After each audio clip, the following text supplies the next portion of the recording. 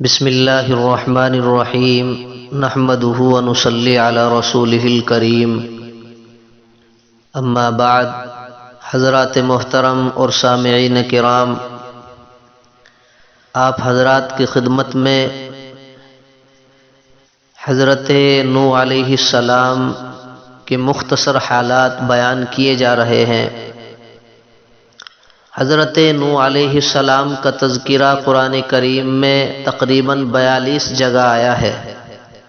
حضرت آدم کی اولاد دنیا میں خوب بڑھی، آہستہ آہستہ یہ خدا کو بھولتے گئے جس نے اسے پیدا کیا تھا اور جو ان کو پالنے والا ہے، اور شیطان کے بہکائے میں آنے لگے جس نے حضرت آدم علیہ السلام کو جنت سے نکلوا دیا تھا۔ شیطان کے بہکائے میں آ کر یہ لوگ بتوں اور آگ، سورج وغیرہ کو پوجنے لگے اور ایک خدا کے بجائے مٹی اور پتھر کے بہت سے خدا بنا لیے۔ اپنے ہاتھ سے اپنا خدا بناتے اور پھر ان سے مانگتے، حالانکہ یہ مٹی اور پتھر کے خدا اپنے لیے بھی کچھ نہ کر سکتے تھے، ان کے لیے کیا کرتے؟ اللہ تعالیٰ نے جو اپنے بندوں سے بڑی محبت رکھتا ہے، اس کو یہ بھی گوارا نہیں کہ اس کے بندے شیطان کے بہکاوے میں آ کر اللہ کے علاوہ کسی اور کی عبادت کرنے لگے اور اس کی سزا میں مرنے کے بعد دوزخ میں جلیں۔ اللہ تعالیٰ نے حضرت نوح علیہ السلام کو اپنا نبی بنا کر بھیجا۔ اس زمانے میں لوگوں کی عمریں بہت بڑی بڑی ہوتی تھی، لمبی عمر ہوا کرتی تھی۔ حضرت نوح 950 سال تک اپنی قوم میں وعظ کرتے رہے کہ اے لوگو، صرف ایک اللہ کی عبادت کرو اور میرا کہا مانو، وہ تمہارے گناہ بخش دے گا۔ لیکن لوگوں نے حضرت نوح علیہ السلام کی باتوں کو نہ مانا اور اپنے کانوں میں انگلیاں ڈال لی اور کپڑے اوڑھ لیے تاکہ حضرت نوح علیہ السلام کی آواز کانوں تک نہ پہنچے۔ میرے مسلمانوں، حضرت نوح علیہ السلام ہمت نہ ہارے، وہ برابر سمجھاتے رہے اور کہتے رہے، اے لوگو، اللہ سے معافی مانگو، وہ بڑا معاف کرنے والا ہے، وہ تم پر آسمان سے بارش برسائے گا تاکہ تم خوب اناج پیدا کر سکو، اور اس کے ذریعے سے بڑے بڑے باغ پیدا کر دے گا، ان میں نہریں پیدا کر دے گا، تمہیں مال و دولت دے گا اور بیٹے دے گا۔ تمہیں کیا ہو گیا ہے کہ تم خدا کو نہیں مانتے؟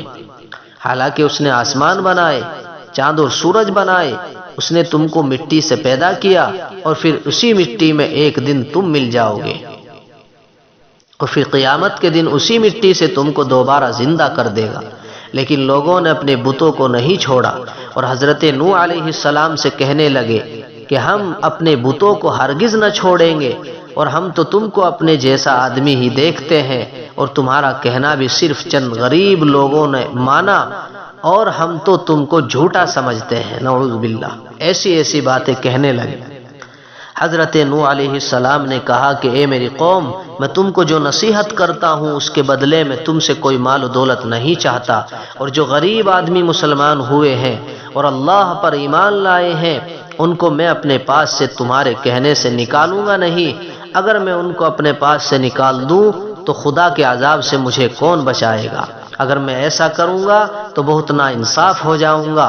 ان کی قوم کے لوگوں نے کہا، اے نوح، تم نے ہم سے جھگڑا بہت کر لیا، اگر تم سچے ہو تو جس عذاب سے تم ہم کو ڈراتے ہو وہ لے آؤ۔ حضرت نوح علیہ السلام نے کہا کہ جب اللہ پاک چاہیں گے عذاب لے آئیں گے۔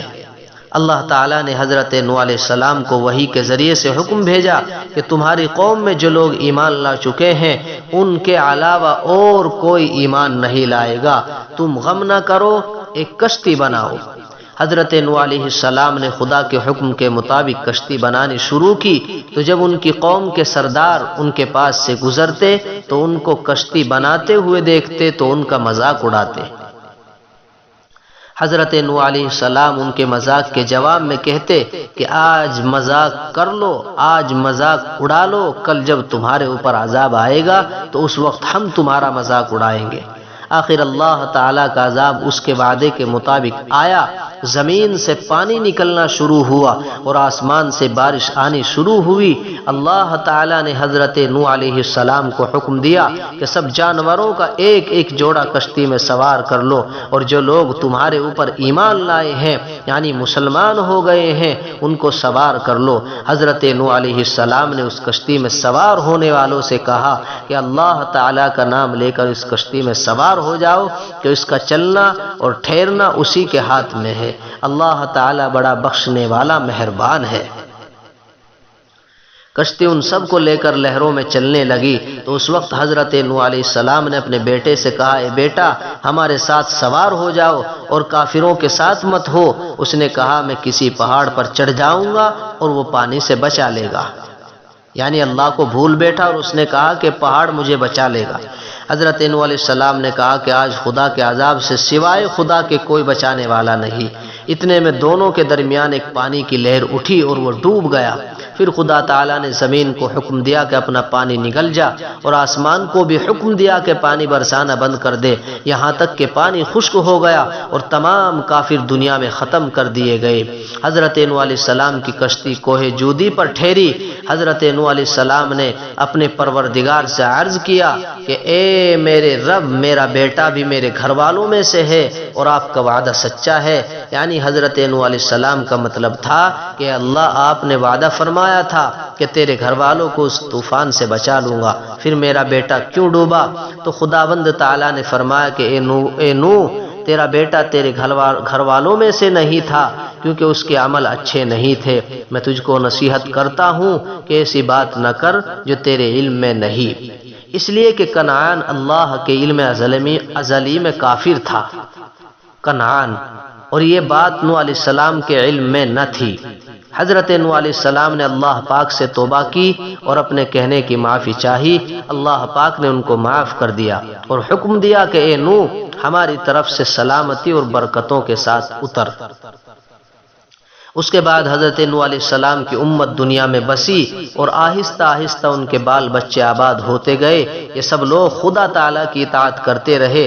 زمانہ گزرتا گیا اور آہستہ آہستہ شیطان نے پھر بہکانا شروع کیا تو یہ لوگ خداوند تعالیٰ کو بھولنے لگے۔ حضرت نوح علیہ السلام جو اللہ تعالیٰ کے اتنے بڑے پیغمبر تھے، اپنے بیٹے کو اس کے برے کاموں کی وجہ سے اللہ تعالیٰ کے عذاب سے نہ بچا سکے۔ اس طرح اگر ہمارے ماں باپ اللہ کے کتنے ہی ولی کیوں نہ ہو، اگر ہمارے عمل اچھے نہ ہوں تو وہ ہم کو اللہ تعالیٰ کے عذاب سے نہ بچا سکیں گے۔ ہم کو اپنے بزرگوں کے نیک عمل کا سہارا نہیں لینا چاہیے، بلکہ اللہ اور اس کے رسول صلی اللہ علیہ وسلم کے بتائے ہوئے کاموں پر عمل کر کے نیک بننا چاہیے۔ اسی وجہ سے اللہ تعالیٰ نے قرآن مجید میں کہا ہے کہ اگر تم ایک ذرہ برابر بھی نیکی کرو گے تو اس کا بدلہ ہم تم کو دیں گے، اور اگر ایک ذرہ برابر بھی برا عمل کرو گے تو وہ بھی تمہارے سامنے آ جائے گا۔ اس لیے میرے مسلمانوں، ہمیں چاہیے کہ ہم نیک بننے کی کوشش کریں، اچھے اعمال کریں، نیک اعمال کریں، اس کے بعد بزرگوں کی دعاؤں کا سہارا لیں، بزرگوں سے دعا کرائیں۔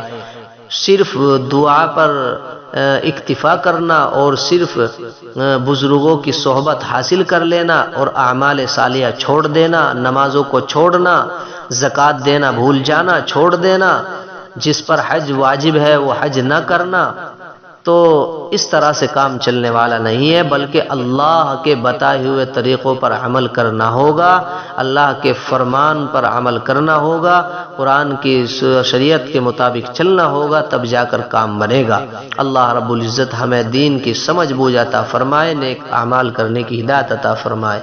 آمین۔ وآخر دعوانا الحمدللہ۔